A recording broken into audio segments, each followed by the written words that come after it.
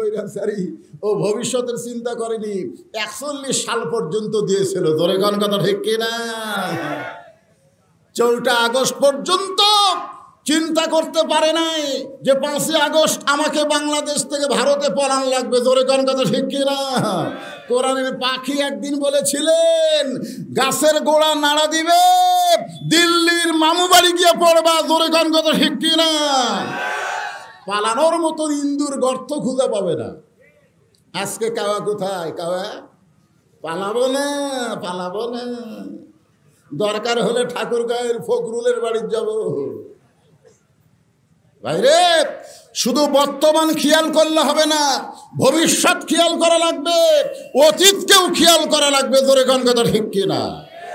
বর্তমান আওয়ামী লীগ জোরে কথা কয় না, যা কবার 16 বছর কষে। জোরে কোন ঠিক কিনা?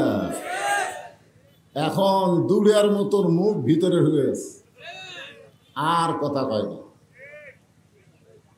জোরে তো দূরের কথা, আসতেও কয় না। স্বাধীনতার পরে আমরা শেখ মুজিবের শাসন দেখেছি। জোরে কোন কথা ঠিক কিনা? আমরা জিয়াউর রহমানের শাসন দেখেছি, আমরা এরশাদ চাচার শাসন দেখেছি। এরপরে দেখেছি বেগম খালেদা জিয়ার শাসন, তারপরে দেখলাম হাসিনার শাসন, তারপরে আবার দেখেছি খালেদা জিয়ার শাসন। তারপরে ভোট না পেয়েও 15 বছর স্বৈরাচারের শাসন। জোরে বলার কথা ঠিক কিনা? 50 বছর আমাদের দেখা শেষ। আগামীতে আমরা দেখতে চাই আল্লাহর কোরআনের বাংলাদেশ। এই জন্য যখন স্লোগান দিল আল কোরআনের আলো, আপনারা বলেন ঘরে ঘরে জ্বালো। ঘরে ঘরে জ্বালায়া কোনো কাম হবে না। 300 জন ভালো মানুষকে আমাদের আগামীতে সংসদে প্রেরণ করা লাগবে। ধরে বলেন কথা ঠিক কিনা? কারণ ঘরে ঘরে বহু জ্বলছে, কাম হচ্ছে না। এই জন্যে যেই বলা হবে আল কোরআনের আলো, আপনারা বলবেন সংসদে জালো। বলতে পারবেন না? আল কোরআনের আলো,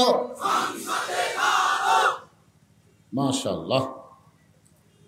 পবিত্র কোরআন আল্লাহ আমাদেরকে হেদায়াত স্বরূপ দান করেছেন। হেদায়াত আল্লাহ কোরআনের প্রথমেই বলেছেন জালিকাল কিতাব লা রাইবা ফীহি হুদাল লিল মুত্তাকিন।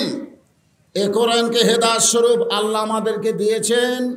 আর কোরআন থেকে কারা হেদায়াত পাবে?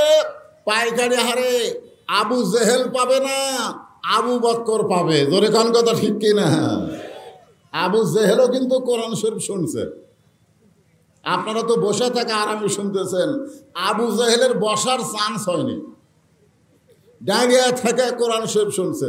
চোরের মতন সামনে বসে না, পিছন থেকে দাঁড়ায় নবী কোরআন তেলাওয়াত করছে, আর চোরের মতন চুপি চুপি কোরআন তেলাওয়াত শুনছে। সকালবেলা এসে মুখ ফসকে বের হয়ে গেছে, এত সুন্দর কোরআনের বাণী। রাতটা কোন দিক দিয়ে গেল বুঝবারই পারিনি। সুবহানাল্লাহ বলেন। আবু জেহেল কি কোরআনের বিপক্ষে কইছে? কোরআনের পক্ষে বলেছে। এত সুন্দর কোরআনের বাণী, রাতটা কোন দিক দিয়ে গেল বুঝবারই পারিনি। আবু সুফিয়ান বলে, নেতা, যেই কোরআন শুনতে রাত কোন দিক দিয়ে গেল বোঝা যায় না, সেই কোরআন ধরলে অসুবিধা কি? একটা হলো কোরআন শোনা, আর একটা হলো কোরআন ধরা। আজকে যারা এই মাহফিলে আমরা বসে আছি, আমরা কি শুধু কোরআন শুনতে চাই না কোরআনকে ধরতে চাই? আপনারা বলেন তো, কাবা শরীফের গিলাফ ধরার চাইতে কোরআন ধরার সওয়াব কম না বেশি? জোরে বলেন। আমি 11 সালে যখন প্রথম হজ করতে গেলাম, আমার সঙ্গে একজন হাজী সাহেব প্রত্যেক তাওয়াফে 7 পাকে 3 বার কাবার গিলাফে চুমা খায়। 3 বার। আমাকে বলে, হুজুর আপনি খালি সাইড দিয়ে ঘোরেন, আপনি কাবা ঘরের গিলাফ চুমা খাবেন না? আমি কইলাম চুমা খেয়ে লাভ কি? বলে কোন কি আল্লাহর ঘরের গিলাফ। আমি কইলাম, ভাই কিভাবে চুমা খাবো, যে মানুষের ভিড়। তাই হুজুর খালি এরকম কুনা মারবেন আর সামনে যাবে, রাস্তা বার হয়ে যাবে, চুমা খাবে। আমি লোকটার হাত ধরে বললাম, 1 লক্ষ বার কাবার গেলাফ চুমা খেয়ে কোনো সোয়াব হবে কিনা আমি জানি না, তবে একবার আল্লাহর কোরআনকে যদি চুমু দাও এর চাইতে লক্ষ গুণ বেশি সোয়াব হবে। লোকটা আশ্চর্য হয়ে বলল, কেমনে? আমি বললাম, কাবা আল্লাহর ঘর, কিন্তু আল্লাহ কাবার হেফাজতের দায়িত্ব নেয় নাই। আর কোরআন আল্লাহর কিতাব, স্বয়ং আল্লাহ তাআলা কোরআন হেফাজতের দায়িত্ব নিয়েছে। ধরে বলেন কথা ঠিক কিনা? কাবার পাশে যদি আল্লাহওয়ালা না থাকে, কাবার মধ্যে মূর্তি ঢোকে। ধরে বলেন কি ঢোকে? এ কথা কর না কেন? নবী যখন হিজরত করে মদিনায় গেছিলেন, মক্কা বিজয়ের পরে কাবা ঘরের দরজা খুলে দেখে কাবার ভিতরে 360টা মূর্তি। তার মানে বোঝা গেল আল্লাহর ঘরের মধ্যে কাফেররা মূর্তি ঢুকাবার পারে, আল্লাহ কিছুই করে না। 1400-1500 বছর কোরআনের বয়স হয়ে গেল, এখন পর্যন্ত কোরআনের ভিতরে একটা জের জবর নোক্তাকেও ঢোকাবার পারেনি। জোরে কোন কথা ঠিক কিনা? তাহলে কি বুঝলেন? আপনারা মসজিদ তৈরি করতেছেন, মসজিদের আশেপাশে আল্লাহওয়ালা থাকার দরকার আছে না নাই? আমি জয়পুরহাটে যাওয়ার সময় আক্কেলপুরে এক মসজিদে আসরের নামাজ পড়লাম, গোটা মসজিদ টাইলস খালি ধুলে। আমি মুয়াজ্জিনকে বললাম, কে ভাই, গোটা মসজিদে আঙ্গুল দিলে ধুলা পাওয়া যায়, কারণ কি? বলে, হুজুর আজান দেয়, আকামত দিয়ে কেউ আসে না। তো কেউ যদি না আসে আমি ধার দিয়ে করবো কি? একলা নামাজ পড়ি, গামছার 2 বাড়ি মারি। এই দেখেন, আমি যেখানে নামাজ পড়বো এখানে ধুলে নেই। আমি বললাম, এত সুন্দর মসজিদ, মুসল্লি আসে না? কয় না হুজুর, জুমার দিনে আসে। জুমার দিনে আসে, 5 ওয়াক্ত আসে না। তাহলে মসজিদে যদি মুসল্লি না যায়, সেই মসজিদে ঢুলে ঢোকে। জোরে কোন কি ঢোকে? আপনারা বলেন তো, আল্লাহর কোরআনের মধ্যে কিছু ঢুকছে? কেন ঢোকেনি? কারণ আল্লাহ নিজেই বলেছেন, ইন্না নাহনু নাযালনা যিকরা ওয়া ইন্না লাহু লাহাফিজুন। এই কোরআনকে আমি জিকির হিসাবে নাজিল করেছি, কোরআন হেফাজতের দায়িত্ব স্বয়ং আল্লাহ নিজে নিয়েছে। যেই কোরআনের আলোচনা তাফসির শোনার জন্য আপনারা এসেছেন, সেই কোরআন যদি বাংলার জমিনে আমরা দেখতে চাই, তাহলে শুধু কোরআনের ওয়াজ শুনলে হবে না, কোরআনকে বাস্তব জীবনে গ্রহণ করা লাগবে। জোরে কোন কথা ঠিক কিনা? কোরআনকে গ্রহণ করলে সে কেমন শক্তিশালী মানুষ হবে? মসজিদের মেম্বরে বসে হযরত ওমর নিজের গালে নিজে চড় মারতেছে। ডান হাতে ডান গালে চড় মারে, বাম হাতে বাম গালে চড় মারে। এমন সময় ওসমান গনি বলে, আমির আল মুমিনিন, আপনি কি পাগল হয়ে গেলেন? নিজের গালে নিজে চড় মারতেছেন। ওমর ফারুক বলে, ওসমান, আমার অতীতের কথা বারবার মনে হচ্ছে। ওসমান গনি বলে, আমির আল মুমিনিন, আপনি অতীতের কথা কেন মনে করতেছেন? কারণ বর্তমান আপনি হলেন অর্ধ পৃথিবীর খলিফা।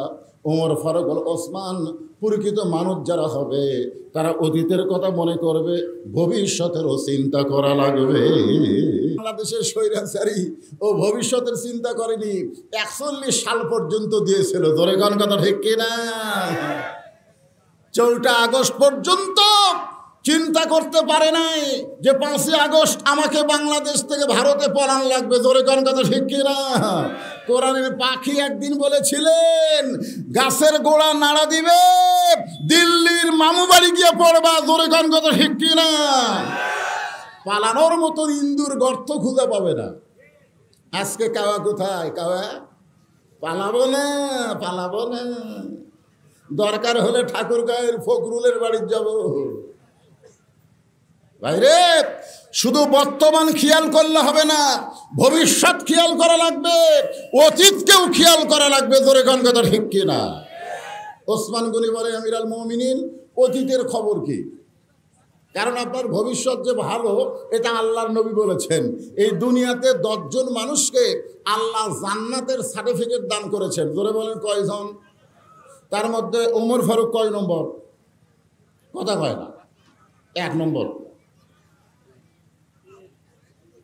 আচ্ছা, আপনার কি বাড়ির থেকে নিয়ত করে আইছেন যে বক্তার সাথে সাথে হাঁ হু করবো না? 1 নম্বর হলো আবু বকর। জোরে করে 1 নম্বরকে।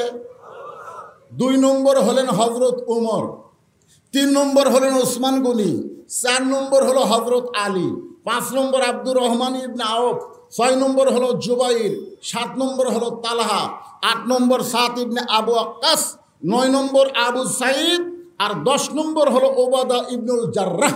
এই 10 জন হলেন আশারে মুবাশশারা। তাহলে হযরত ওমরের ভবিষ্যৎ খবর কি? জান্নাতি। ওসমান গনি বলেন, আপনি বর্তমান অর্ধ পৃথিবীর খলিফা, আপনার ভবিষ্যৎ জান্নাত। তাহলে আপনার অতীতের খবর কি? ওমর ফারুক বললেন, অতীতে আমি খালার বাড়িতে রাখালি করতাম। কার বাড়ি? বিকেলবেলা যখন ছাগল নিয়ে আসতাম, আমার খালা আমার কান ধরে বলতো, ওমর কয় ছাগল নিয়ে গেলে কয়টা ফেরত আনলে? আমি ছাগল গুনা দেখি 3-4টা কম।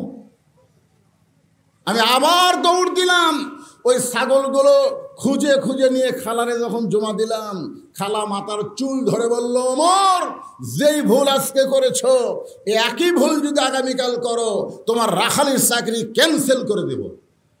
আমি তখন খালার পা ধরে বললাম, খালা রাখালির চাকরি যদি ক্যান্সেল করে দেন, তাহলে থাকবো কোথায়, খাবো কি? একদিন যে ওমর রাখালির চাকরি রক্ষা করার জন্যে খালার পা ধরে কেঁদেছে, আজকে সেই ওমর অর্ধ পৃথিবীর খলিফা হয়েছে। এটা ওমরের যোগ্যতাই নয়, এটা কেবলমাত্র আল্লাহর কোরআনের ওসিলায়। জোরে বলেন কথা ঠিক? আল্লাহর কোরআন ভিতরে ছিল বলে রংপুরের আবু সাঈদ সর্বপ্রথম 2 হাত বাড়ায় বলেছিল, মার মার। আপনারা খবর জানেন, আবু সাঈদ হলো শিবিরের সাথী। সুবহানাল্লাহ। আবু সাঈদ জানে বাতিলের সঙ্গে আপোষ করার কোনো সুযোগ নাই, বরং হকের পক্ষে জীবন দিয়া অমর হয়ে থাকতে চায়। ধরে কোন কথা ঠিক কিনা? এমনকি বর্তমান প্রধান উপদেষ্টা কি জাতিসংঘের ভাষণে গিয়া আবু সাঈদ কেমনে জীবন দিল সেটা গোটা বিশ্ববাসীকে দেখালো। আল্লাহ বলেছেন, ওয়ালা তাকুলু লিমান ইয়াকতালু ফি সাবিলিল্লাহি আমওয়াত বাল আহইয়া। বাতিলের সঙ্গে আপোষ না করে স্বৈরাচারীর বিরুদ্ধে জীবন দিয়ে তুমি মৃত্যুবরণ করনি, বরং আমি আল্লাহ বলতেছি তুমি জীবিত। জোরে গান সুবহানাল্লাহ। কি ভাবতেছেন? এ কোরআন যদি আমরা গ্রহণ করি, আল্লাহ রাখাল থেকে অর্ধ পৃথিবীর খলিফা বানায় দেয়। এখন সমস্ত মুসলমানকে বলতে হবে, এ কোরআনের ক্ষমতা আছে না নাই? জোরে বলা লাগবে, আছে না নাই? কেমন ক্ষমতা?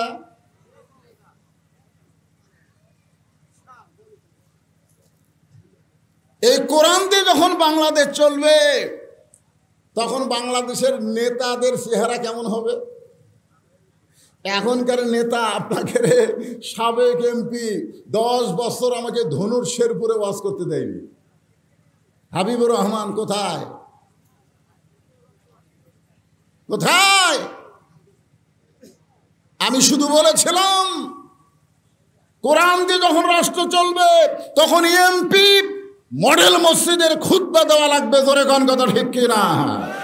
খালি মসজিদ বানালে হবে না, প্রত্যেকটা মসজিদের খতিব হবে এলাকার বড় নেতা।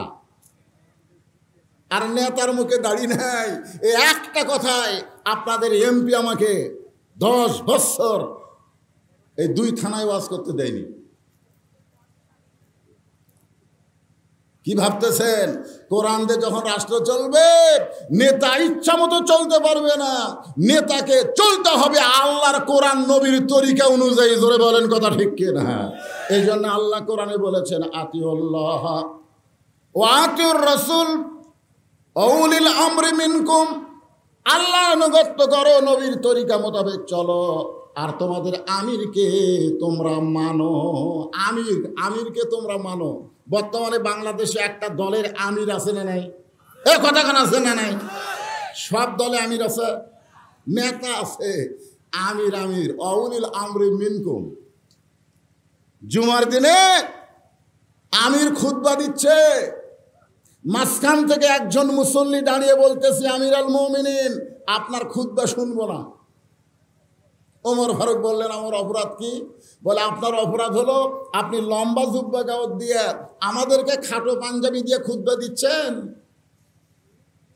আমাদেরকে খাটো পাঞ্জাবি দিয়ে আপনি লম্বা জুব্বা কোথায় পালেন এটা না বলা পর্যন্ত আপনার বক্তব্য, আপনার খুতবা আমরা শুনব না।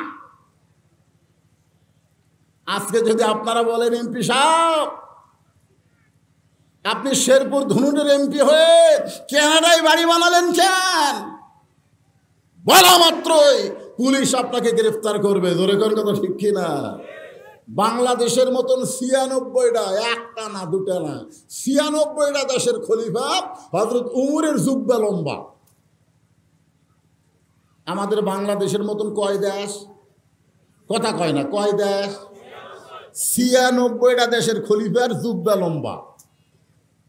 আর ওয়াজ শুনবে না। ওমর ফারুক চোখের পানি নিয়ে কান্না শুরু করলেন। এমন সময় আব্দুল্লাহ ইবনে ওমর ৩০ পারা কোরআনের হাফেজ, ৬ লক্ষ হাদিসের হাফেজ। সুবহানাল্লাহ, জোরে কইতে পারলেন না? ওমর ফারুকের সন্তান কয় পারা কোরআনের হাফেজ? জোরে কোন কয় পারা? তার মানে বোঝা গেল নেতা শুধু নেতা না, নেতার সন্তানকেও যোগ্য শিক্ষা দিয়া মানুষের মতন মানুষ তৈরি করছে। জোরে কোন কথা ঠিক কিনা?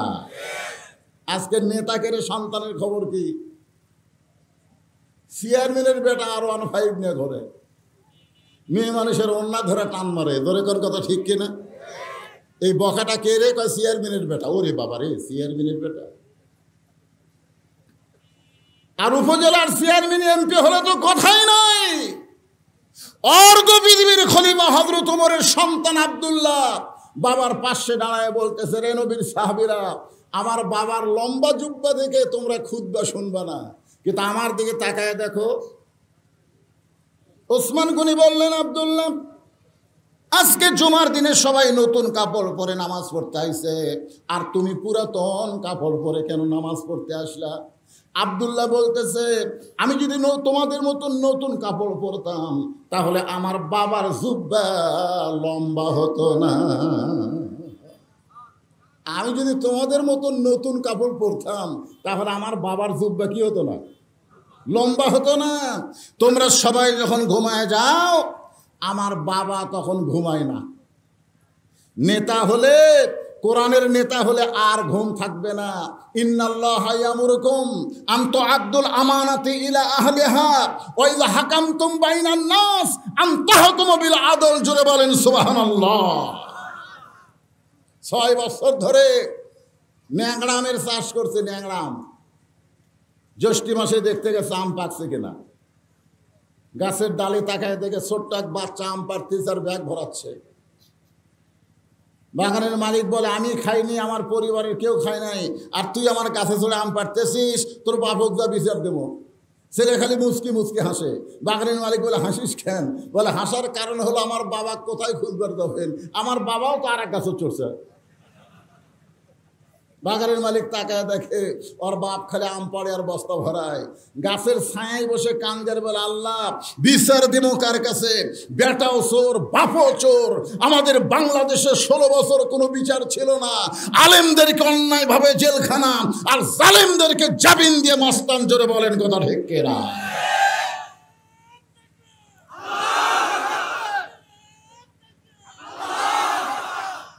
কোনো বিচার ছিল না।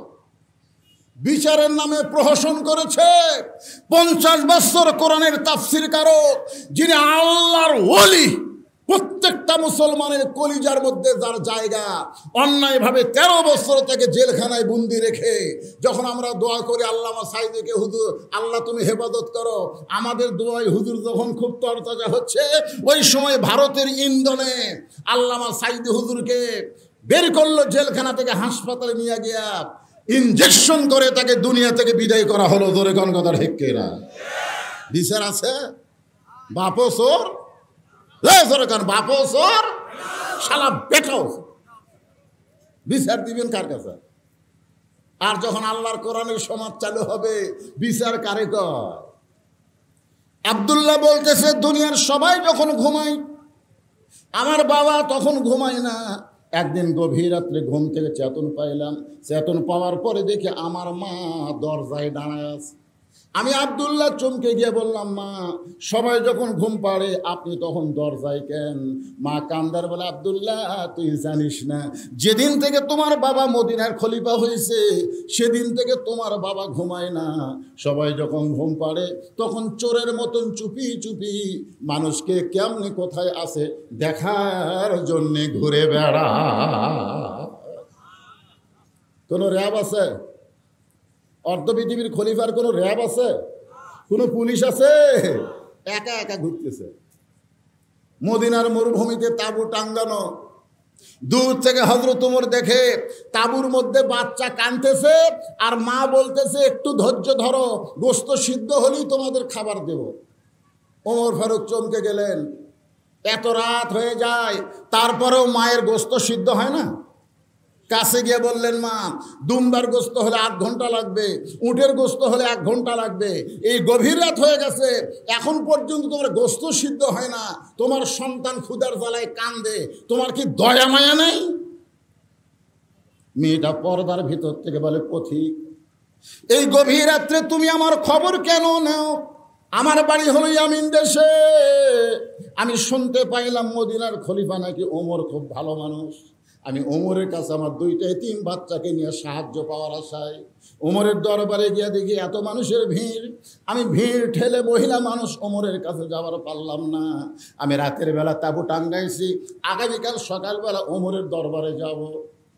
কিন্তু গভীর রাত্রে আমার 2টা সন্তান ক্ষুধার জ্বালায় যখন কাঁদতেছে, আমি তখন মা হয়ে তাদেরকে ঘুম পাড়ানোর সান্ত্বনা দেওয়ার জন্যে পানি আর পাথর পাতিলের মধ্যে দিয়া নিচে আগুন জ্বলায় বলতেছি, বাবা এই গোশত সিদ্ধ হলেই তোমাদেরকে খাবার দেব। কিন্তু আমার 2টা বাচ্চার এত ক্ষুধা, ওদের চোখে ঘুম ধরতেছে না। আমার মনে হয় ফজর পর্যন্ত আমার সন্তানকে আমি বাঁচাবার পারবো না। সঙ্গে সঙ্গে হযরত ওমর বলে, মা একটু ধৈর্য ধরো, মা একটু ধৈর্য ধরো। এক দৌড়ে বাইতুল মালের দরজায় আসলাম ডাক দিলেন। আসলাম বলে, আমিরুল মুমিনিন এই গভীর রাত্রে কি বলেন? বলে 1 বস্তা খাবার আমার মাথায় উঠে দে। আসলাম বলতেছে, আপনি হলেন আমির, আমি হলাম চাকর, কোথায় খাবার বস্তা নিয়ে যাওয়া লাগবে আমারে হুকুম দেন। ওমর ফারুক বলে, আসলাম রে একজনের পাপের বোঝা আর একজন কেউ টানবে না, দে আমার মাথায় উঠে দে। বিশাল খাবার বোঝা যখন মাথায় উঠে দেয়, ওমর ফারুক বস্তা নিয়ে যখন দৌড় মারতেছে, পিছন দিক থেকে আসলাম কান্দের বলে, আমিরুল মুমিনিন এত জোরে দৌড়ালে যদি আপনি পড়ে যান আপনার কষ্ট হবে। ওমর ফারুক বলে, আসলাম রে নির্দিষ্ট সময়ে যদি জায়গা মতো যাবার না পারি তাহলে জাহান্নামের আগুনে আল্লাহ পাক আমাকে পুড়ায় ফেলবে। তাঁবুর পাশে গিয়ে বললেন, মা রুটির হালুয়া তৈরি করো। মেয়েটা রুটি হালু তৈরি করে ওমর ফারুকের হাতে যখন দেয়, ওমর ফারুক 2টা এতিম বাচ্চাকে 2 উরাতের উপরে বসায়া রুটি হালুয়া যখন ছিঁড়ে ছিঁড়ে মুখে দেয়, 2টা বাচ্চা খায় আর ওমর ফারুকের চেহারার দিকে তাকায় থাকি। ওমর ফারুক গভীর রাত্রে কান্দের বলে, আল্লাহ এ অধমকে জাহান্নামের আগুন থেকে তুমি বাঁচায় দাও। মেয়েটা বলতে, পথিক ভালো মানুষের গল্প শুনেছি, জীবনে কোনো ভালো মানুষ দেখি নাই, আজকে তুমি এত ভালো, আমার বিশ্বাস হয় তুমি যদি মদিনার খলিফা হইতা তাহলে আল্লাহ মদিনাকে জান্নাত বানায়া দিত। আব্দুল্লাহ বলতে, সাহাবীরা রে তোমরা যখন ঘুমাও আমার বাবা তখন ঘুমায় না। গভীর রাত্রে আব্দুল্লাহ আমার দরজায় গিয়ে বলতেছে, আব্দুল্লাহ আব্দুল্লাহ। আমি দরজা খুলে তাকায় দেখি বাবা একটা কাপড়ের টুকরা নিয়ে দাঁড়ায় আছে। আমি বললাম, বাবা বাইতুল মাল থেকে আমার একটা কাপড় দিচ্ছে, আপনি আর একটা দিয়ে রাখছেন, তাহলে নেতার বেটা হওয়ার মধ্যে লাভ আছে। একটা পাশি আর একটা দিয়ে রাখছেন। ওমর ফারুক বলে, না বাবা আমি তোকে দিতে আসিনি রে, ইন্নাল্লাহা ইয়ামুরুকুম আন তুআদ্দুল আমানাতি ইলা আহলিহা ওয়া ইযা হাকামতুম বাইনান নাস আন তাহকুমু বিল আদল। যদি আমানতের খিয়ানত করি গোটা মদিনা আল্লাহর আমানত, জোরে বলেন কথা ঠিক কি না? বরং এই কাপড়টা আমার গায়ে খাটো হবে, তোরটা যদি আমারে দান করিস, তোরটা আর আমারটা মিলে আমি একটা লম্বা জুব্বা বানাবার চাই। আব্দুল্লাহ বলে, গভীর রাত্রে আমার কাপড়ের টুকরা আমার বাবাকে দান করলাম, বাবা তার কাপড় আমার কাপড় একত্র করে সারা রাত জুব্বা বানায়া সেই জুব্বা পরে বাবা এখন খুতবা দেয়। এখন বলো আমার বাবার খুতবা শোনা যায় কিনা যায়? সমস্ত সাহাবীরা চিল্লায় বলে, আল্লাহর কোরআন দিয়ে যখন রাষ্ট্র চলবে এমন ভালো মানুষকে নেতা হিসাবে পাওয়া যাবে।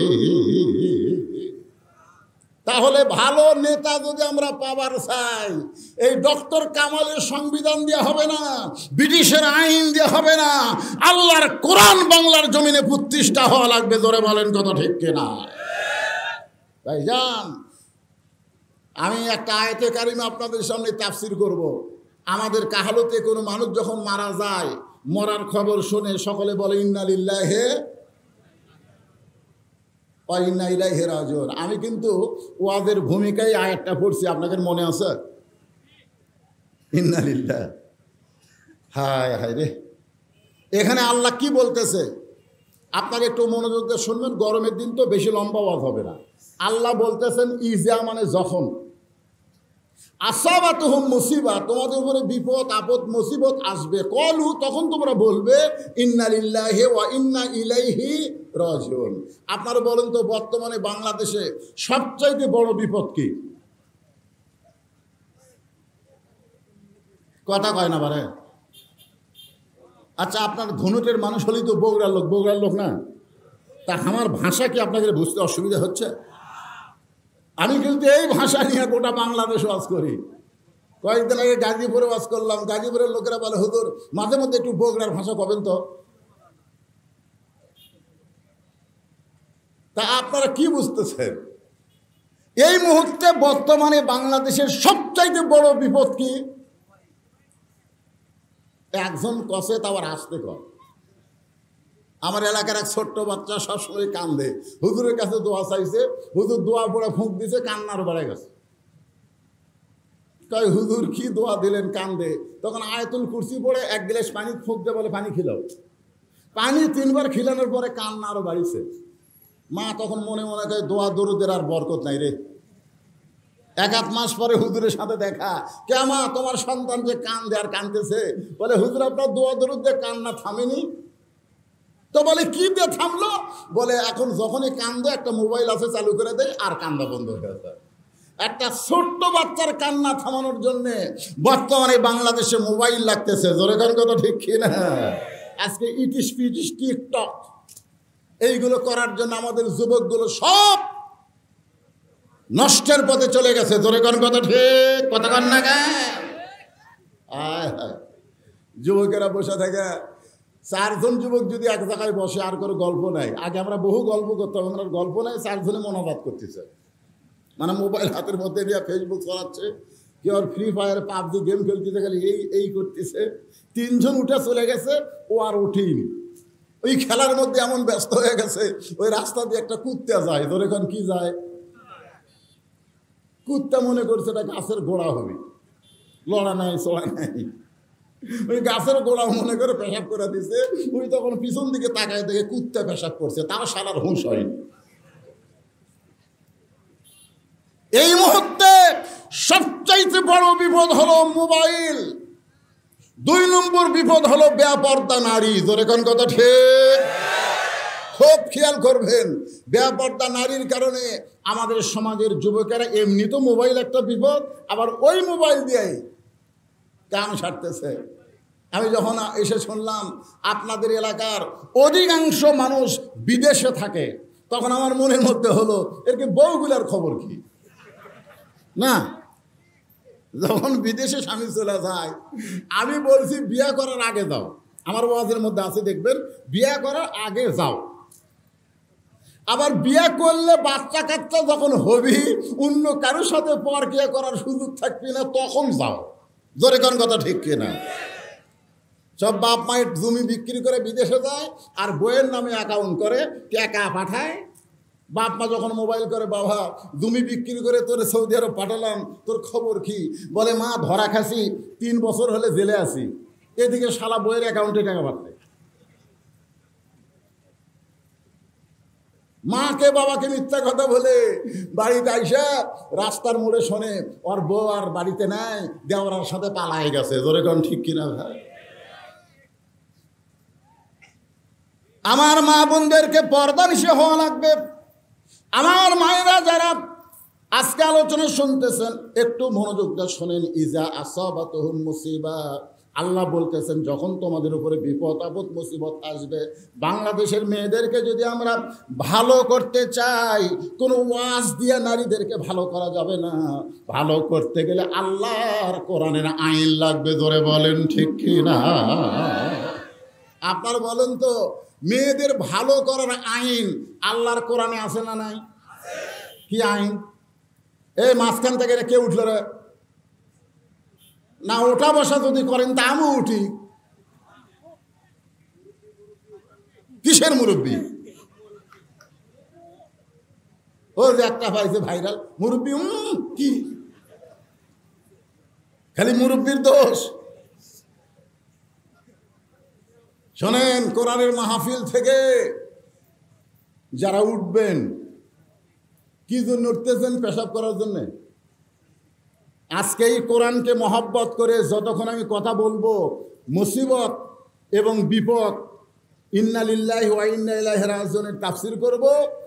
যদি 1 ঘন্টা 1.5 ঘন্টা 2 ঘন্টা লাগে, কোরআনকে মহব্বত করে যারা বসাই থাকবেন, পেশাব লাগার পরেও যারা উঠবেন না, ওয়ানুনাজ্জিলু মিনাল কোরআনি মা হুয়া শিফাউ ওয়া রাহমাতুল লিল মুমিনিন, এই কোরআনের ওসিলায় সমস্ত বেদি বেরাম আল্লাহ তার ভালো করে দিবে।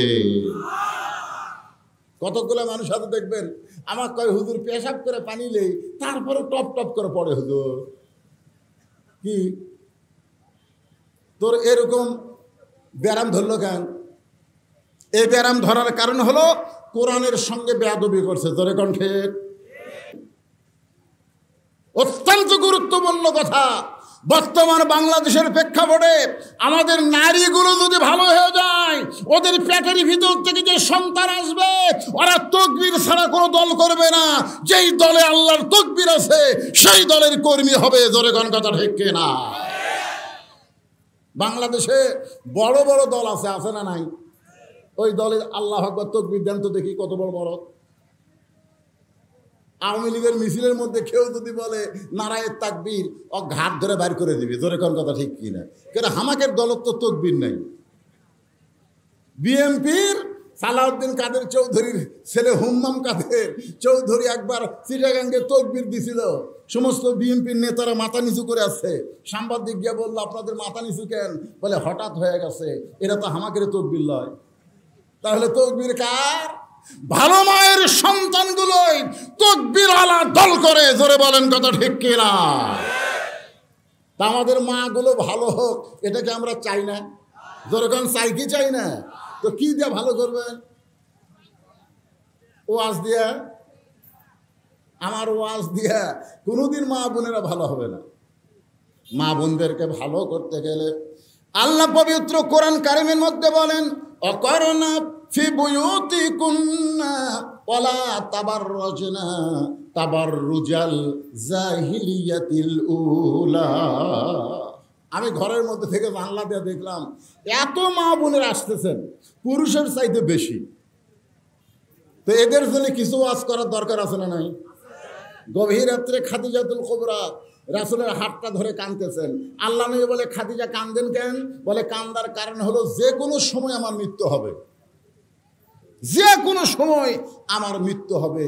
যারা প্রকৃত আল্লাহওয়ালা হয়, যে কোনো সময় তাদের মৃত্যু হবে, এই বিশ্বাস থাকে তাদের কলিজায়। জোরে বলেন কথা ঠিক কিনা? আর যারা শয়তান আলা হয়, তারা খালি ফাঁসির চিন্তা করে, উমুকের ফাঁসি হলো, উমুকের ফাঁসি হলো। শয়তান যে উমুকের ফাঁসির চিন্তা করে, নিজের মরার চিন্তা করে না। এরকম লোক আছে না নাই? জোরে করে আছে না নাই? উমুকের ফাঁসি হলো ভাই, উমুকের ফাঁসি হবি রে, তুই যে মরবু রে। ফাঁসির তারিখ আছে, মরার কোনো তারিখ। খাদিজাতুল কুবরা বলে, হুজুর যে কোনো সময় আমার মৃত্যু হবে, মৃত্যুর পরে আমার কিছু সুখবর আপনি জানাবেন না?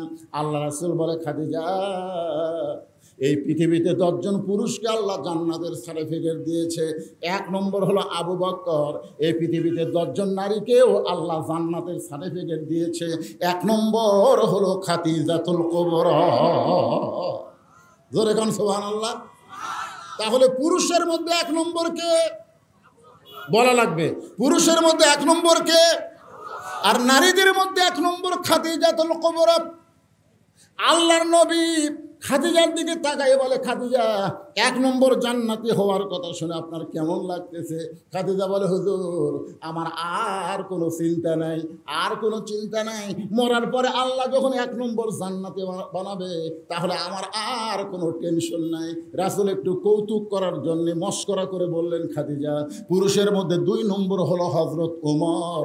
তাহলে নারীদের মধ্যে 2 নম্বর কে হলে ভালো হয়? পুরুষের মধ্যে 2 নম্বর কে? তাহলে নারীদের মধ্যে 2 নম্বর কে হলে ভালো হয়? খাদিজা বলে, হুজুর 2 নম্বর যেন আল্লাহ আমার মেয়ে ফাতেমাকে দেয়। রাসূল চমকে গিয়ে বলেন, ফাতিজা আল্লাহ আপনাকে 4টা মেয়ে দান করেছে। খাদিজার পেট থেকে 4টা মেয়ে আল্লাহ রাসূলকে দান করেছে। তাহলে আপনি 2 নম্বর ফাতেমার কথা কেন বললেন? আপনি রোকেয়ার কথা বলতে পারেন, আপনি জয়নাবের কথা বলতে পারেন, আপনি কুলসুমার কথা বলতে পারেন। আপনি রোকেয়া, জয়নাব, কুলসুমা না বলে ফাতেমার কথা কেন বলতেছেন? খাদিজা বলে, হুজুর আপনি হলেন বাবা আর আমি হলাম মা। কোন সন্তান কেমন এটা মা বলতে পারে, এটা বাবা জানে না। কোন সন্তান কেমন এটা কে জানে? এ কথা কন না কেন? কে জানে? মা জানে। আমরা বাপ কিন্তু বুঝি না কোনটা আমার সন্তান কোনটা পরের সন্তান। বাবু তো ঠিকই করতেছে। বাবা আনন্দে মাতিয়া সাগরে ভাসাইয়া সেই যে চইলা যায় খবর লয় না। মাজন ধরিয়ায় উদরে কতই যতন করে, 10 মাস পরে পায় প্রসবের বেদনা। এমন দরদি ভাবে কেউ হবে না আমার মা গো। সুবহানাল্লাহ বলেন। খাদিজা বলতেছে, হুজুর আপনি তো বাবা, আপনি বুঝবেন না। আমি মা হয়ে বলতেছি, ফাতেমা যখন জন্ম নিছে, কি নিছে? এ কতক্ষণ কি নিছে? কুলসুমা জন্ম নিছে, আমি বুঝবার পারছি আমার প্রসব বেদনা হচ্ছে। জয়নাব জন্ম নিয়েছে, আমার প্রসব বেদনা হচ্ছে। রোকেয়া জন্ম নিয়েছে, আমার প্রসব বেদনা হচ্ছে। আর ফাতেমা যখন জন্ম নেয় আমার কোনো প্রসব বেদনা হয়নি। ফাতেমা জন্ম নেওয়ার পরে আমি মা হইয়াও তার ইজ্জত দেখতে পারিনি। ছোট্ট ফাতেমা জন্ম নেওয়ার সঙ্গে সঙ্গে তার 2টা হাত দিয়ে তার ইজ্জতকে ঢেকেছে। মাকেও পর্যন্ত তার ইজ্জত দেখতে দেয়নি। ধরে কোন সুবহানাল্লাহ। এই কারণেই আমি বলতেছি ফাতেমাকে আল্লাহ যেন 2 নম্বর জান্নাত দেয়। আল্লাহ রাসূল বললেন, খাদিজা ফাতেমা তো জান্নাতি না। যেই বলছে ফাতেমা জান্নাতি না, খাদিজা দৌড়ে এসে বলি, ইয়া রাসূলুল্লাহ ফাতেমা যদি জান্নাতি না হয় তাহলে ফাতেমার খবর কি? রাসূল বললেন, জান্নাতি নারীদের নেত্রী। এ সুবহানাল্লাহ। জান্নাতি না, জান্নাতি নারী কেড়ে আবার নেত্রী। খাদিজা বলে, তাহলে আমার 1 নম্বর হয়ে লাভ কি? ওগো আল্লাহর নবী, এখনো কেউ শোনেনি আমি আর আপনি। আপনি পাল্টান, আপনি পাল্টান, আমাকে জান্নাতি নারীদের নেত্রী ঘোষণা করেন আর ফাতেমাকে 1 নম্বর জান্নাতি কন। কারণ কেউ যখন শোনেনি, পাল্টান। রাসূল বলে, খাদিজা আপনি যদি 1 নম্বর হন আর আপনার মেয়ে যদি নেত্রী হয় অসুবিধা কি? বলে, হুজুর আপনি মরদ মানুষ, বুঝবেন না। মেয়েরা কোনোদিন কাউকে উপরে থাকতে দিতে চায় না। হাসিনা যতদিন ছিল, খালেদার কঠিন অসুখ, বিদেশে যাওয়ার জন্য বহু অনুরোধ করছে। একই কথা বলে, আমি আইনের বাইরে কিছু বলবার পারব। অথচ যে হাসিনার পতন হলো, খালেদাকে মুক্ত করে দেওয়া হচ্ছে। জোরে কোন কথা ঠিক? কথা কন না কেন? আরে আপনাকেরই পাশি বেটার বউ। আসার সময় বাগবাড়ি দেখলাম, শহীদ প্রেসিডেন্ট জিয়াউর রহমানের বাড়ি আছে না নাই? কথা কন আছে না? হ্যাঁ, আপনাদেরই বেটার বউ। কি হিংসা! একজন নেত্রী থাকবে আর একজন যেন ভবিষ্যতে নেতৃত্ব দিবার না পারে। এটা মরদ মানুষের মধ্যে কোনো হিংসা নাই, হিংসা হলো নারীদের ভিতরে। ধরে কোন কথা ঠিক কিনা? শাশুড়ি এতদিন বাড়ির কর্তা ছিল, বেটার বউ আশা কয় ওই চাবি আমার দরকার, আমি হম নেত্রী, বুড়ি কিরে। এমনকি মা মেয়ের মধ্যেও ঝগড়া হয়, জোরে কেন হয় কি হয় না? আমার বাসায় হচ্ছে, আমার বাড়ি। আমার বড় মেয়ে মাছের তরকারি পাক করে আমাকে খাবার দিছে, মেয়েটা খেলে আমার সামনে ঘুরঘুর করে ঘুরতেছে, কি জন্যে ঘরে আমি বুঝতে পারছি। আমি বললাম, মা বাংলাদেশে বহু জায়গায় মাছের বহু তরকারি খাই মা, কিন্তু তোমার হাতে মনে হয় মধু আছে, এত স্বাদ। মেয়ে আর এক টুকরা আমার দিল, মেয়েটা খুব খুশি, কিন্তু তাকাই দিক ওর মাও গাল ফুলে বসে আছে। আমি বললাম, কে গো তোমার কি হলো? বলে এখন থেকে মেয়ের বাড়িতেই খান, আমার খাওয়ার দরকার নাই। আমি বললাম, হাই রে জাত, মেয়ের প্রশংসা করলে মা বেদার হয়, এরাই হলো নারী। ধরে কোন কথা ঠিক? খাদিজা বললেন, এ রাসূলুল্লাহ, আপনি আর আমি ছাড়া কেউ জানি না, আপনি বলেন খাদিজা হবে জান্নাতি নারীদের নেত্রী, আর ফাতেমা হবে 1 নম্বর জান্নাতি। রাসূল বললেন, খাদিজা, আমি হলাম ঘোষণাকারী, দেওয়ার মালিক হলো আল্লাহ। আপনারা বলেন তো, দেওয়ার মালিক কে? রাসূল কি ঘোষণাকারী? জোরে কোন কি করে? মাতাকুমুর রাসূলু ফাখুযুহু আমা নাহাকুম আনহু ফান্তাহু মা ইয়ানতিকু আনিল হাওয়া ইন হুয়া ইল্লা ওয়াহয়ুহা। নবী নফসের তাড়নায় কিছুই করেন নাই, নবী যা কিছু করেছেন কার ইচ্ছায়। জবান খুলে বলতে হবে, কার ইচ্ছায়। এই জিনিস যাকে তাকে মানা যাবে না, একমাত্র নবীকেই মানতে হবে। জোরে বলেন কথা ঠিক কিনা? ওই দয়াল বাবা কেবলা কাবা আয়না কারিঘর, আয়না বসায় দিছে কলবের ভিতর। এলা বাবা টাবা কাল্লা বাবা কোনো বাবা চলবি না। জোরে কোন কথা ঠিক? কথা কন না কেন? আল্লাহ রাসূল বললেন, খাদিজা, আমি হলাম বন্টনকারী, আমি হলাম ঘোষণাকারী, দেওয়ার মালিক হলো আল্লাহ। খাদিজা বলে, ইয়া রাসূলুল্লাহ, সর্বপ্রথম আমি ঈমান গ্রহণ করেছি, এই পৃথিবীতে সর্বপ্রথম আমি ঈমান গ্রহণ করেছি। এরপরে আল্লাহ আমাকে জান্নাতের এদের নেত্রী না বানায়া ফাতেমাকে নেত্রী বানানোর কারণ কি? আল্লাহ রাসূল বললেন, 2 কারণ। এ মা বোনেরা, মনোযোগ দিয়ে শোনেন। স্বামী যদি ডাকে, সময় নাই, বহু কাম আছে। আল্লাহ রাসূল বলেছেন, স্বামী যখন কোনো বিবিকে ডাক দিবে, শুধুমাত্র ফরজ ইবাদত ছাড়া নফল নামাজের মধ্যে থাকলেও নিয়ত ভাঙ্গা স্বামীর ডাকের উত্তর দেওয়া লাগবে। ধরে কোন কথা ঠিক? হায় হায় রে, চিনি না স্বামী কি, বুঝি না। আমার মায়েরা যারা আওয়াজ শুনতেছেন, মনোযোগ দিয়ে শোনেন। আল্লাহ রাসূল বলেন, খাদিজা, 2টা কারণে আল্লাহ আপনাকে জান্নাতের এদের নেত্রী না বানায়া ফাতেমাকে জান্নাতি নারীদের নেত্রী বানাইছে। খাদিজা বলে, হুজুর কারণগুলো কি? আল্লাহ রাসূল বলেন, 1 নম্বর কারণ, ও খাদিজা, আপনি কত বছর বয়সে ঈমান গ্রহণ করছেন? খাদিজা বলতে যে, হুজুর 55 বছর বয়সে। কত বছর? আল্লাহ রাসূল বলে, খাদিজা, ঈমান গ্রহণ করার আগে আপনি কি ছিলেন? খাদিজা বলে, হুজুর আমি কাফের ছিলাম। রাসূল বলে, খাদিজা, আপনার হায়াতের 55 বছর আপনি কাফের ছিলেন। আর ফাতেমা কত বছর কাফের ছিল? খাদিজা বলতেছে, জান্নাতি জান্নাতি, আমার ফাতেমা জন্মসূত্রে জান্নাতি হয়ে জন্মেছে। এখন আপনি বলেন, খাদিজা 1 নম্বরে কে জিতলো? খাদিজা বলতেছে, 1 নম্বরে তো আমি ঠকে গেলাম। আল্লাহ রাসূল বলে, ও খাদিজা, 2 নম্বর কারণ হলো আপনার মুখের সাইজ, আপনার নাকের সাইজ, আপনার চোখের সাইজ, আপনার গায়ের রং। এটা দুনিয়ার কত পুরুষ মানুষ দেখেছে, আপনি কি হিসাব করে বলতে পারবেন আপনার নাকটা কেমন, আপনার চোখ কেমন, আপনার গায়ের রং কেমন, আপনার চেহারা কেমন? এটা দুনিয়ার কত পুরুষ মানুষ দেখেছে, আপনি কি হিসাব দিবার পারবেন? খাদিজা বলে, রাসূলুল্লাহ, 40 বছর বয়সে আমি যখন আপনাকে স্বামী হিসাবে স্বীকার করলাম, ওই সময় মক্কার সবচাইতে ধনবতী রমণী আমি ছিলাম। এই ধনবতী রমণী হওয়ার কারণ হলো আমার অনেকগুলো ব্যবসা বাণিজ্য ছিল। এই ব্যবসা বাণিজ্য চালাতে গিয়া হাজার হাজার পুরুষের সঙ্গে আমার দেখা সাক্ষাৎ হয়েছে। আমার নাকের সাইজ, আমার মুখের সাইজ, আমার গায়ের রং দুনিয়ার বহু পুরুষ বলতে পারে। রাসূল কান্দের বলে, খাদিজা এখন বলেন ফাতেমার নাকের সাইজ কেমন, ফাতেমার গায়ের রং কেমন, ফাতেমার চেহারা কেমন, এটা দুনিয়ার কত পুরুষ বলতে পারে। খাদিজা কান্দের বলে, হুজুর গো, আমার ফাতেমা জন্মের সময় পর্দা নিয়ে জন্মগ্রহণ করেছে। রাসূল বলে, খাদিজা আপনি ফাতেমার জন্মের সময় পর্দার কথা বলতে পারেন, কিন্তু ফাতেমা পর্দার মধ্যেই বড় হবে। এমনকি ফাতেমা পর্দার ভিতরে দুনিয়া থেকে বিদায় নিবে। গভীর রাত্রে হযরত আলীকে ফাতেমা ডাকতেছেন। আলী যখন কাছে গেছে, স্বামীর বুকের মধ্যে মুখ লুকিয়ে বলতেছে, স্বামী গো, স্বামী আল্লাহ আমার দোয়া কবুল করছেন।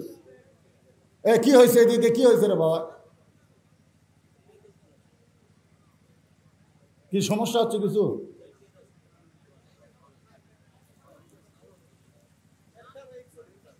একটা মাইকও চলছে না। আপনাকে কি ওয়াজ শুনতে কোনো সমস্যা হচ্ছে? না চললে খবর কি? যদি না চলে অসুবিধা কি? আপনারা বলেন তো, রাস্তার লোক আর মাহফিলের ভিতরের লোক দুটো সমান? দুটো সমান? মুরগির তলের ডিম আর সাইটের ডিম দুটো সমান? 12 ডিম দিছে, 10 ডিমের বাচ্চা হচ্ছে। মুরগি এলাকায় খেরে ডিম দিলাম 12টা, বাচ্চা হলো 10টা, ডিম দিলাম 12টা, বাচ্চা হলো 10টা। কারণ কি? তখন একজন বুদ্ধিজীবী বলতেছে, এই 10টা ডিম মুরগির নিচে ছিল রে, উষুম পায়ে বাচ্চা আছে, আর এই 2টা ডিম খালি সাইড মারছে, সাইড, খালি সাইড।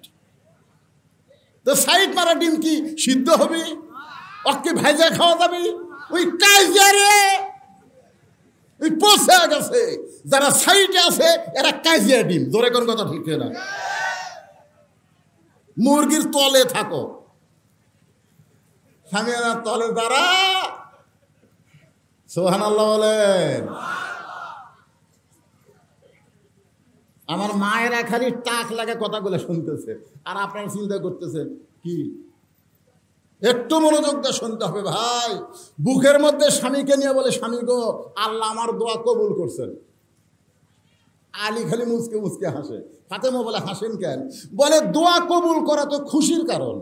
আপনারা বলেন তো, আমরা এতদিন ধরে দোয়া করছি, আল্লাহ আল্লাহ স্বৈরাচারীর পতন দাও, আল্লাহ সাইদি হুজুরকে মুক্তি দাও, আল্লাহ আমাকে দোয়ার কাম হাসে, কাম হাসে।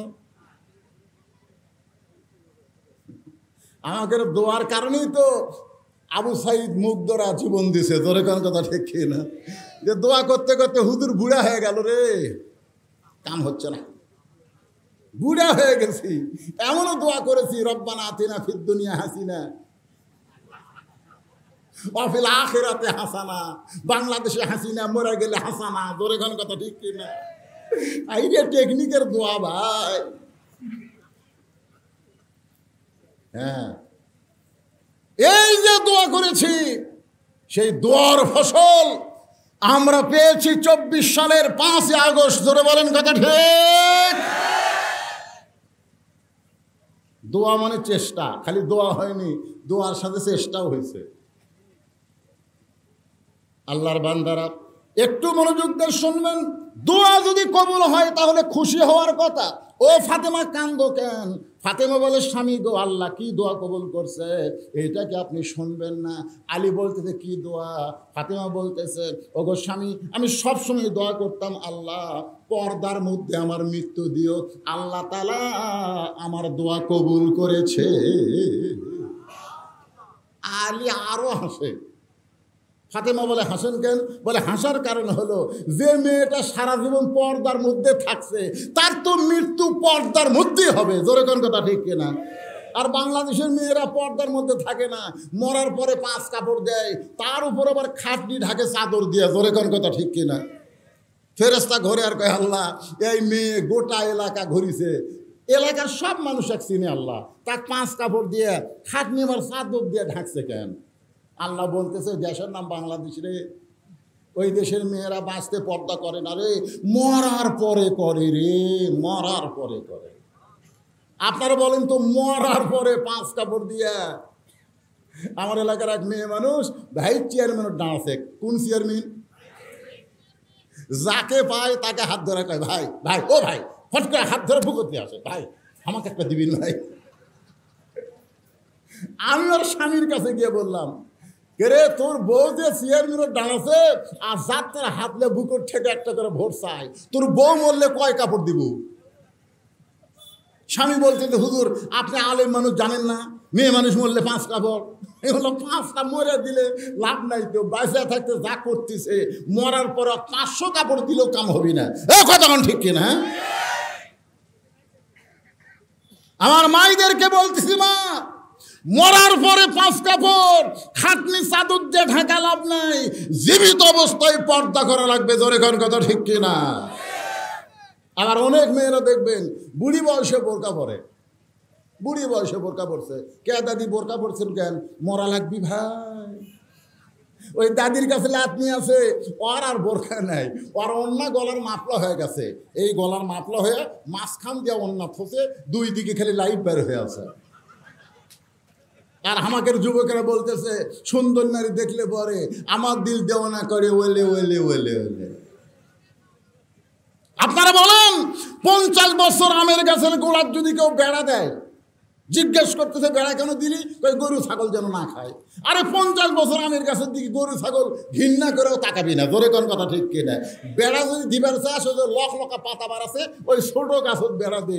বুড়ির গাঁত বোরকা দিয়ে লাভ নাই, একটা বুড়া পর্যন্ত বুড়ির দিকে তাকাবি না। ধরে কোন কথা ঠিক কিনা? বোরকা যদি দিবার চাষ, ওদের লকা, ওদের লকা, ওই পরিমণির গাঁত বোরকা দেওয়া লাগবে। জোরে বলেন কথা, কথা কন না কে? এখন সাবানা বোরকা পরে, সাবানা দেখতেছি আমি বুড়ি হয়ে গেছি। আমার এলাকার এক সুদেরু বুড়া বয়সে এসে বলতেছে, আল্লাহ আমি আর সুদ খামো না। আর এক শালা ঘুষের চাকরি করছে, চাকরি যখন চলে গেছে তখন বলতেছে, আল্লাহ আমি আর ঘুষ খামো না। 2 কান্দে 2 ফেরেশতা, আল্লাহ মানুষ না শয়তান। যখন ঘুষ খাওয়ার চাকরি আসলো তখন শালা তৌবা করেনি, এখন চাকরি নাই আর তৌবা করতেছে। তার মানে যখন বুড়া হয়ে গেছে হাঁটতে পারে না, তখন তো আল্লাহ আমি আর চুরি করবো না, আল্লাহ আমি আর চুরি করবো না। আল্লাহ কি পারবো? যখন পারবি না তখন তৌবা করবি। এই তৌবা করা হলো আল্লাহর সাথে ঠাট্টা করা। দরের কথা ঠিক না? জুয়ান বয়সে মসজিদে যায় না, বুড়া বয়সে মসজিদে যায়, আর বসবার পারে না, লাতিক করছে একটা চেয়ার নিয়ে যা সামনে কাতার থুসরে। এখন লাতি চেয়ার নিয়ে যা সামনে কাতার থসে। এখন দাদা যায় সারাদিন শালা ঘুরে বেড়ায়, 10 কেজি ব্যাগ বাজার থেকে বাড়িতে আসে, আর মসজিদের যায় আমার চেয়ার কুটি। সামনে কাতার চেয়ার নিয়ে বসেছে, মসজিদে কোনো চেয়ার থাকবে না, সমস্ত চেয়ার মসজিদ থেকে বের করতে হবে। আল্লাহ কোরআনে বলেছেন কুমু লিল্লাহি কানিতিন, নামাজ যদি পড়তে চাও দাঁড়ানো হলো নামাজের মধ্যে একটা ফরজ। জোরে বলেন কথা ঠিক কিনা? তুমি যখন দাঁড়ায় নামাজ পড়তে পারবা তখন তুমি ফিল্ডিং মারছে, আর বুড়া বয়সে চেয়ারলে মসজিদ দিয়েছে, আল্লাহর সাথে ঠাট্টা করবে। এই জন্য আল্লাহ রাসূল বলেছেন হাসরের ময়দান আল্লাহ বলবে না তোমার শৈশবকালের হিসাব দাও, আল্লাহ বলবে না তোমার বুড়াকালের হিসাব দাও, আল্লাহ বলবে যৌবনের হিসাব দেওয়া জান্নাতে চলে যাও। ধরে কোন কথা ঠিক? তাই এলাকার যুবকদের বলতেছি, খালি মসজিদ দোতলা অজুখানা দোতলা করে লাভ নাই। প্রত্যেকটা যুবককে 5 ওয়াক্ত নামাজ মসজিদে জামাতের সঙ্গে আদায় করা লাগবে। ধরে বলেন ঠিক? কারা কারা 5 ওয়াক্ত নামাজ মসজিদ জামাতে পড়বেন? 2 হাত তুলে আমার আল্লাহরে দেখান। লিল্লাহি তাকবীর। হাত নামান। মসজিদ দান করলি মসজিদ হয় না। 560টা মসজিদ আমাদের শেখ হাসিনা বানিয়ে হয়ে গেছে। ধরে কোন ঠিক কিনা? রাস্তার ধার দিয়ে গেলে খালি চক চক করতেছে, মডেল মসজিদ। ভিতরে ঢুকে দেখেন 1.5 কাতার মুসল্লি নাই। সবচাইতে বড় স্বৈরাচার হলো আজান শোনার পরে মুসলমান দাবি করে মসজিদের মধ্যে ঢোকে না। যেদিন কোরআন দিয়ে বাংলাদেশ চলবে সেদিন পুলিশদেরকে বলা হবে চোর ডাকাত ধরার দরকার নাই, আজান হওয়ার পরে যারা মসজিদের মধ্যে ঢুকবে না মুসলমান দাবি করে ওদের পাছার কাপড় খুলে 5টা করে বাড়ি বসাও। ধরে কোন কথা ঠিক না? লা সালাতা লা ঈমানা, যার নামাজ নাই তার কোনো ঈমান নাই। বাইনাল আবদি ওয়াল কুফরি তরকুস সালাত, বান্দার কাফেরের মধ্যে পৃথক করা জিনিসটার নামই হলো নামাজ। এই জন্য নামাজ কায়েমের বিল সর্বপ্রথম পাশ হবে আল্লাযীনা মাক্কান্নাহুম ফিল আরদ। যখন মুসলমানের কেউ কোরআনের কেউ ক্ষমতার চেয়ার পাবে 1 নম্বর দায়িত্ব হলো আকামুস সালাত, নামাজ কায়েম করা লাগবে। ধরে কোন কথা ঠিক না? নামাজ যদি কায়েম হয়, ইন্না সালাতা তানহানিল ফাহশাই ওয়াল মুনকার, একমাত্র নামাজই পারে মানুষকে যাবতীয় ফাহিশা এবং খারাপি থেকে বাঁচায় দিতে। সবচাইতে বড় বিপদ হলো মুসলমান দাবি করার পরেও নামাজ পড়ে না। ইন্না লিল্লাহি ওয়া ইন্না ইলাইহি রাজিউন। আলী বলতেছে সারা জীবন তুমি পর্দার মধ্যে ছিলা, পর্দার মধ্যে মৃত্যুবরণ করবে, এই দোয়া আল্লাহ কবুল করেছে, তাহলে কান্দার কারণ কি?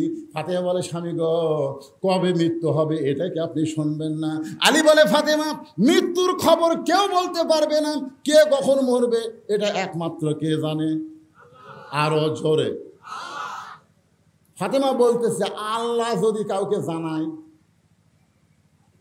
আলী বলতেছেন আল্লাহ যদি জানায় সেটা ভিন্ন কথা। ফাতেমা বলতেছে আল্লাহ পাক আমাকে জানাইছেন আজকে গভীর রাত্রে আমার মৃত্যু হবে। যেই বলছে গভীর রাত্রে মৃত্যু হবে, গাছের গোড়া কাটলে গাছটা যেমন পড়ে যায়, হযরত আলী তেমনি পড়ে গেলেন ঘরের মাঝে। মা ফাতেমা আস্তে আস্তে স্বামীর মাথা উরাতের উপরে নিয়ে মুচকি হাসি দিয়া কপালে একটা চুমু দিয়ে বলে স্বামী গো, এতদিন আমি জানতাম আপনি আসাদুল্লাহিল গালিব, এতদিন আমি জানতাম আপনি জ্ঞানের রাজা, কিন্তু আমার মৃত্যুর খবর শুনে আপনি এভাবে পড়ে গেলেন। আপনি কি জানেন না এই দুনিয়া থাকার জায়গা না, আসলে যাইতেই হবে। জোরে কোন কথা ঠিক না? স্টার জলসা জি বাংলা যে নারীরা দেখতেছেন, ভারতের চ্যানেলগুলো দেখতেছেন আর বজলুসের ওয়াজ শুনতেছেন, কাম হবি না। চ্যানেল দেখতে দেখতে মরে যাবেন, হিন্দুর সাথে জাহান্নামে যাওয়া লাগবে। ধরে কোন কথা ঠিক কিনা? যেই ভারত আমাদের 400 বছরের পুরাতন বাবরি মসজিদ ভাঙ্গা রাম মন্দির বানালো, সেই ভারত আমাকে বন্ধু না শত্রু? আরো জোরে বলেন। ফারাক্কার বাঁধ খুলে দিয়ে বাংলাদেশকে যে ভারত ডুবাতে চায়, বাংলাদেশের শুধু হাসিনা, শুধু শেখ মুজিবরকে ভারত পছন্দ করে, বাংলার জনগণকে ভারত পছন্দ করে না। কারণ শেখ হাসিনা বাংলাদেশকে ভারতের অঙ্গরাজ্য বানাবার চাইছিল। জোরে কোন কথা ঠিক কিনা? আমার মা বোনদের অনুরোধ করি, মা স্টার জলসা জি বাংলা ধার দিয়ে যাবেন না, কারণ ওই নাটক চলতে চলতে হিন্দুর পূজার বাদ্য বাজে কি বাজে না? এজর এখন বাজে কি বাজে না? মুসলমানের ঘরের মধ্যে কি হরি হরি হরি হরি। আমার মায়েরা মনোযোগ দিয়ে শোনেন। ফাতেমা বলে স্বামী গো, আমি মরে যাওয়ার পরে আমার 3টা চাওয়া আপনি পুরা করবেন। 1 নম্বর চাওয়া হলো রাতের অন্ধকারে মৃত্যু হবে, রাতের অন্ধকারেই আমাকে দাফন করবেন। 1 নম্বর চাওয়া কি? রাতের অন্ধকারে মৃত্যু হবে, রাতের অন্ধকারেই দাফন করবেন। 2 নম্বর চাওয়া হলো আমার কোনো জানাজার ব্যবস্থা করবেন না। 3 নম্বর চাওয়া হলো আমার লাশটা খাটনিতে তুলবেন না, আপনি কান্দে করে নিয়ে জান্নাতুল বাকির পূর্ব কোণায় সবুজ রঙের একটা বাতি জ্বলবে, ওই বাতি বরাবর আমাকে দাফন করবেন। দাফন করার পরে হযরত আলী আল্লাহকে বলতেছে, আল্লাহ ফাতেমার পর্দাকে কবুল করে নাও। বলার সঙ্গে সঙ্গে সামনে কয়েকটা পুরাতন কবর দেখা যায়। আলী চিৎকার করে বলে, এখনই ফাতেমার কবর দিলাম, সেই নতুন কবর গেল কোন জায়গায়? কে যেন বলতেছে, আলী রে ফাতেমা পর্দা নিশি, আমি আল্লাহ জোহরা ডিগ্রি দিয়া ফাতেমার কবরটাকেও পর্দা করে দিয়েছি। মায়েরা, ও মা, যদি ফাতেমার অধীনে জান্নাতে থাকতে চান তাহলে পর্দা ছাড়া উপায়। আরো জোরে বলেন। সমস্ত মেয়েরা যদি পর্দার মধ্যে ঢুকে যায়, আমাদের যুবকেরা আর মোবাইল নিয়ে ইটিস পিটিস করবে না। আমাদের যুবকেরা 5 ওয়াক্ত নামাজি হয়ে যাবে। সবচাইতে বড় বিপদ হলো যুবকেরা নষ্ট হওয়া, নারীরা বেপরদা হওয়া। ধরে বলেন কথা ঠিক? মানুষ মরে গেলে আমরা বলি ইন্না লিল্লাহি ওয়া ইন্না ইলাইহি রাজিউন। এটা মানুষ মরার পরে পড়ার আয়াত না, এটা হলো বিপদ আপদ মুসিবতের আয়াত। কিন্তু মানুষ মরলে আমরা কেন পড়ে? এই ছেলেরা সামান্য কিন্তু সময় ধৈর্য ধরো। আমার হাতত ঘড়ি আছে, গরমের দিন খুব লম্বা ওয়াজ হবে না। তাহলে মানুষ মরলে আমরা কেন পড়ি? আপনারা সত্যি করে বলেন তো, আল্লাহ রাস্তায় যারা জীবন দেয়, আল্লাহ বলেছেন ইয়া আইয়ুহাল্লাযীনা আমানুত্তাকুল্লাহা হাক্কা তুকাতিহি ওয়া লা তামুতুন্না ইল্লা ওয়া আনতুম মুসলিমুন। মুসলমান হয়ে কেউ যদি মরে, তার ঠিকানা কবর না জান্নাত। সবাই বলেন। তাহলে মুসলমানের জন্য মরা বিপদ না ভালো? বেঁচে থাকাই তো বড় বিপদ। বর্তমান বাংলাদেশে ইমান নিয়ে বাঁচাটাই বিপদ। জোরে কোন কথা ঠিক কিনা? বর্তমান কিন্তু কোরআন দিয়ে যখন বাংলা রাষ্ট্র চলবে, তখন আমাদের দুর্বল ইমানকে আল্লাহ কোরআনের ওসিলায় কি করবে? আয়াত আছে না নাই? তাহলে পড়েন ইন্নামাল মুমিনুনা আল্লাযীনা ইযা যুকিরাল্লাহু ওয়াজিলাত কুলুবুহুম وَإِذَا تُلِيَتْ عَلَيْهِمْ آيَاتُهُ زَادَتْهُمْ إِيمَانًا وَعَلَى رَبِّهِمْ يَتَوَكَّلُونَ। সবাই আল্লাহ আকবার বললেন না? কারণ আওয়ামী লীগ বিএনপির লোকেরা আল্লাহ আকবার বলবার চালেও মুখ দিয়ে বাড়াবি না। চর্চা নাই, যে চর্চা নেই। জাদাতুহুম ঈমানাও ওয়া আলা রাব্বিহিম ইয়াতাওয়াক্কালুন। এই কোরআনের সমাজ যখন চালু হয়ে যাবে, ঈমান আল্লাহ তাআলা আমাকে কমাবে না বাড়াবে? এই ঘোষণা কার? তাহলে আল্লাহর কোরআন দিয়া আমরা মুজিবের শাসন দেখলাম, জিয়ার শাসন দেখলাম, খালেদার দেখলাম, হাসিনার দেখলাম। এখন 50 বছর পরে আল্লাহর কোরআনের শাসন আমরা দেখতে চাই। কারা কারা রাজি? 2 হাত তুলে আমার আল্লাহকে দেখাতে হবে। লিল্লাহি তাকবীর। হাত নামান। আল্লাহ, এই কঠিন গরমের মধ্যে আমার 2 ধারে 2টা ফ্যান ঘুরতেছে, তারপর আমি ঘামতেছি, আর তোমার বান্দারা গরমের মধ্যে বসে দীর্ঘ সময় তোমার কোরআনের আলোচনা শুনলো। আল্লাহ, তাদেরকে আবু জেহেলের মতো না, আবু বকরের সঙ্গে কবুল করো। জোরে কোন আমিন।